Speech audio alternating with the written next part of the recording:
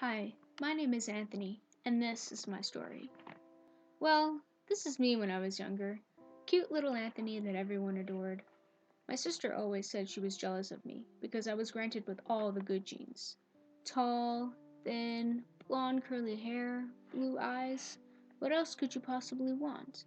But what you can't see from these pictures is that I was born with cerebral palsy, and today I'm ready to show you a glimpse of my life. My family sometimes says I can be stubborn, and I guess that's true because I decided to come into this world a little too early. I was born on September 4th, 1996, premature of 3 months at North York General Hospital. My dad told me my mom was having period-like symptoms, which was a bad sign, so this led to the doctors immediately performing a C-section on my mom. This was a very stressful time for my parents, as my mom lost a lot of blood to the point where she was pale, leaving my dad to worry if the procedure was going to be successful. After I arrived, I was in intensive care for 2 months, transferring over 3 different hospitals, because I was not breathing properly. There was a point in the middle of the night when I was not breathing, which weakened parts of my brain, so the nurses had to airlift me to Sick Kids Hospital, where I had further treatment, and then I was brought to Toronto General Hospital until I was ready to go home and celebrate with my family. My disability caused me to fall behind on a few things, like learning how to walk, stuttering, and having other speech problems. It took me a little longer to learn how to walk because my left foot was positioned diagonally and my thigh muscles were very tight, which threw off my balance. At 5 years old, I finally got the hang of this whole walking process, thanks to the physiotherapist. But because my foot was positioned awkwardly and my parents did not want me to suffer with the struggle, I had surgery on my leg when I was in grade 1. This was a very painful time, not only for me, but for my whole family.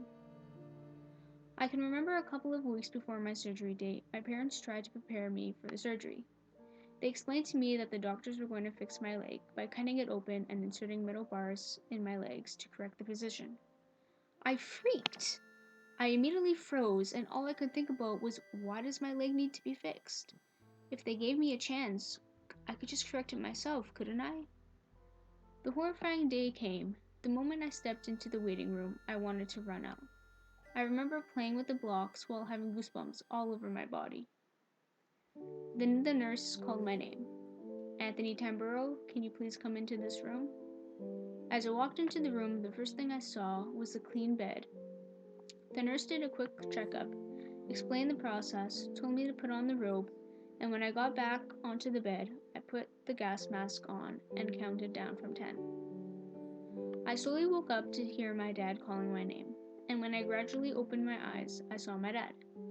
I was trying to lift my leg and realized it was numb. Every night, as I was going to bed, I felt a sharp pain going through my leg. I remember crying every night because the pain was excruciating. Throughout the whole 2 months at Sick Kids Hospital, one of my parents would stay overnight with me at the hospital, so I wouldn't be scared.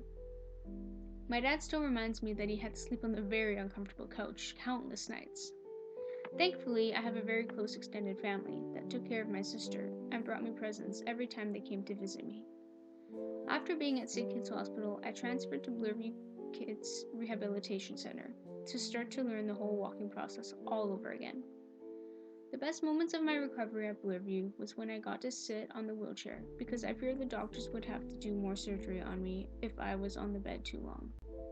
Also, I made so many friends who were in the same position as me, and we participated in activities like arts and crafts, sledge hockey, video games, and my favorite, wheelchair basketball. The part I hated the most were when I had to do my daily stretches and practice walking with the physiotherapist. I was a patient at Bloorview for 2 years. I stayed in their accommodation and attended grade 1 classes in the center for about 2 months before I got to go back home. Even though I was still attending school, it was not the same thing my classmates at my previous school were learning, which left me behind in my education. After a month at staying at Bloorview, I finally got to go home. I remember that being a very exciting day because it meant I was free. I really missed my house and visiting my grandmother's house, which I did very often before the surgery. When I got home, I found my bed downstairs in the living room on the main floor, which made sense because I was still in my wheelchair. It took me 3 months to fully walk again without a wheelchair or holding on to anything, which was my biggest accomplishment. Even though I did not need a wheelchair anymore, I had to wear a leg brace and buy special shoes. My parents were so proud of me, and I felt like I had the freedom again to do anything. As those months passed by, I was missing a big chunk of school, and because of my disability, it would take me longer to learn, which held me back in my learning. At the end of grade 1, my mom decided she wanted me and my sister to change schools, because the current school I was in was a half-an-hour drive from our house. I moved from R.J. Lang Public School to Corpus Christi Catholic School, which really changed my life. Going into grade 2, I did not have the support from my teacher like I did at R.J. Lang. From kindergarten to grade 1, I had an EA who had the passion to help me and was actively involved with the growth of my development. As I entered grade 2, I had an EA who helped me until grade 4, who I would see once a day for an hour. I found that she did help me, but I was a grade behind all of my other classmates. Along with the delay of my learning because of my disability, it was harder for me to make friends because my peers still noticed I walked funny.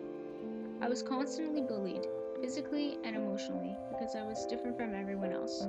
I hated it. Why couldn't I just be normal? As hard as I tried, the bullying kept reoccurring, and as the years went on, I always and still find it complicated to make friends.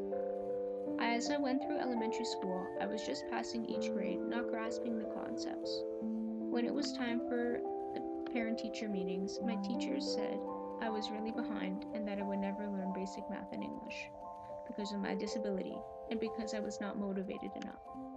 This made me think I was incapable, but I was. My disability became the excuse for teachers to not try. I remember in grade 7, my teacher would take me out of class for a period and take me for a walk around the school when everyone else was learning. My parents had a meeting with my teacher, principal, and school board in grade 8 to complain about the education system, but by that time it was too late. When I was 10 years old, I was interested in my dad's old guitar. My parents put me in guitar lessons, and I was so intrigued by the music, I spent hours and hours and ended up teaching myself how to play the guitar. Music was my escape from all the negativity. In grade 9, my teacher said I had the knowledge of a 3rd grader. I had dreams of becoming a computer technician after I graduated high school, which required me to go to college. My guidance counselors requested for me to enroll into apprenticeship math and English, which would not allow me to attend college. Throughout the 4 years of my high school experience, my parents fought the educators, demanding I take college math and English because none of them believed in me. I spent endless nights studying with my uncle so I can prove to my teachers and principals that I can pass college math and English. There were times when I failed, which led me to be in high school for an extra year. But my family supported me through the tough times, and with summer school, I succeeded. On June 25, 2015, I graduated high school. But not only did I graduate, I got accepted to the Computer Systems Technology program at Seneca College. On graduation day, as I wore the black gown and the graduation hat, my principal called my name, and I stood tall and proud with a big smile on my face. I shook the principal's hand and said, "I did it."